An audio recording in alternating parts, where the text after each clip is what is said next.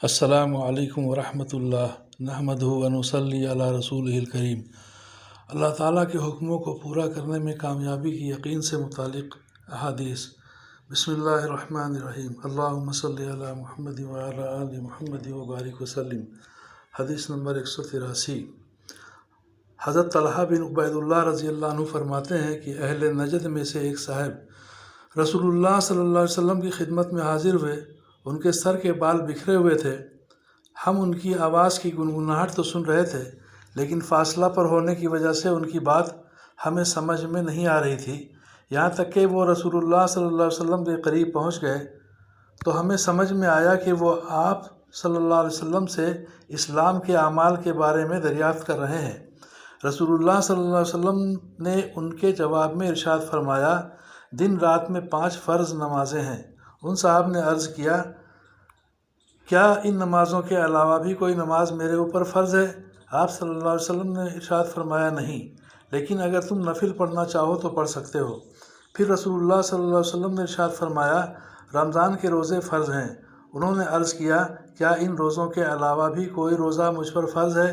آپ صلی اللہ علیہ وسلم نے فرمایا، نہیں، مگر نفل روزہ رکھنا چاہو تو رکھ سکتے ہو۔ اس کے بعد رسول اللہ صلی اللہ علیہ وسلم نے زکوٰۃ کا ذکر فرمایا۔ اس پر بھی انہوں نے عرض کیا، کیا زکوٰۃ کے علاوہ بھی کوئی صدقہ مجھ پر فرض ہے؟ آپ صلی اللہ علیہ وسلم نے فرمایا، نہیں، مگر نفلی صدقہ دینا چاہو دے سکتے ہو۔ اس کے بعد وہ صاحب یہ کہتے ہوئے چلے گئے، اللہ کی قسم، میں ان اعمال میں نہ تو زیادتی کروں گا اور نہ کمی کروں گا۔ رسول اللہ صلی اللہ علیہ وسلم نے ارشاد فرمایا، اگر اس شخص نے سچ کہا تو کامیاب ہو گیا۔ بخاری 184۔ حضرت عبادہ بن صامت رضی اللہ عنہ روایت کرتے ہیں کہ رسول اللہ صلی اللہ علیہ وسلم نے صحابہ کی ایک جماعت سے جو آپ کے گرد بیٹھی تھی مخاطب ہو کر فرمایا، مجھ سے اس بات پر بیعت کرو کہ اللہ تعالیٰ کے ساتھ کسی کو شریک نہیں کرو گے، چوری نہیں کرو گے، زنا نہیں کرو گے، فقر کے ڈر سے اپنی اولاد کو قتل نہیں کرو گے، جان بوجھ کر کسی پر بہتان نہیں لگاؤ گے، اور شرعی احکامات میں نافرمانی نہیں کرو گے۔ جو کوئی تم میں سے اس عہد کو پورا کرے گا اس کا اجر اللہ تعالیٰ کے ذمے ہے، اور جو شخص شرک کے علاوہ ان میں سے کسی گناہ میں مبتلا ہو جائے اور پھر دنیا میں اس کو اس گناہ کی سزا بھی مل جائے، جیسے حد وغیرہ جاری ہو جائے، تو وہ سزا اس کے گناہ کے لیے کفارہ ہو جائے گی۔ اور اگر اللہ تعالیٰ نے ان میں سے کسی گناہ کی پردہ پوشی فرمائی اور دنیا میں اسے سزا نہ ملی تو اس کا مطالبہ معاملہ اللہ تعالیٰ کی مرضی پر ہے، چاہے وہ اپنے فضل و کرم سے آخرت میں بھی درگزر فرمائے اور چاہے تو عذاب دیں۔ حضرت عبادہ رضی اللہ عنہ فرماتے ہیں کہ ہم نے ان باتوں پر آپ صلی اللہ علیہ وسلم سے بیعت کی۔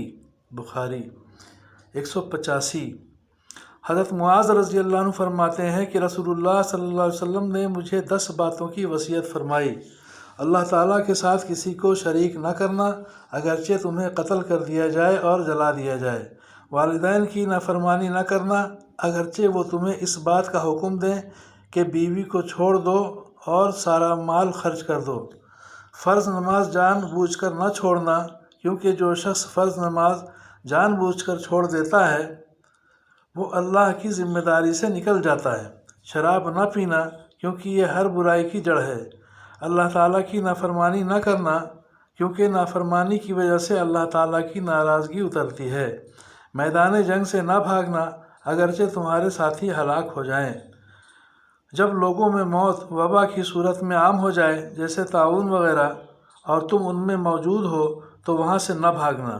گھر والوں پر اپنی حیثیت کے مطابق خرچ کرنا، تربیت کے لیے ان پر سے لکڑی نہ ہٹانا، ان کو اللہ تعالیٰ سے ڈراتے رہنا۔ مسند احمد۔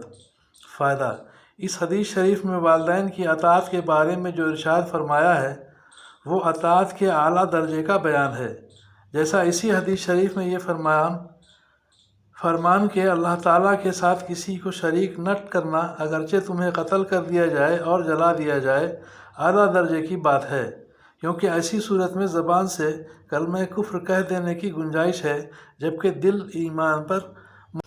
حضرت ابو درداء رضی اللہ عنہ سے روایت ہے کہ رسول اللہ صلی اللہ علیہ وسلم نے ارشاد فرمایا، جو شخص ایمان کے ساتھ 5 اعمال کرتا ہو اللہ تعالیٰ کی بارگاہ میں آئے گا، وہ جنت میں داخل ہوگا۔ 5 نمازوں کو ان کے وقت پر اہتمام سے اس طرح پڑھے کہ ان کا وضو اور رکوع سجدہ صحیح طور پر کرے۔ رمضان المبارک کے روزے رکھے، اگر حج کی طاقت ہو تو حج کرے، خوش دلی سے زکوٰۃ دے اور امانت ادا کرے۔ عرض کیا گیا، یا رسول اللہ صلی اللہ علیہ وسلم، امانت کے ادا کرنے کا کیا مطلب ہے؟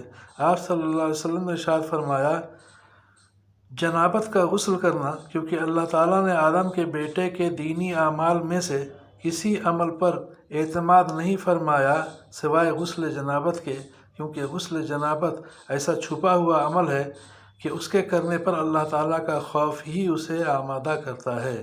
طبرانی ترغیب۔ اللہ تعالیٰ ہم سب کو کہنے سننے سے زیادہ صحیح عمل کی توفیق عطا فرمائے، آمین یا رب العالمین۔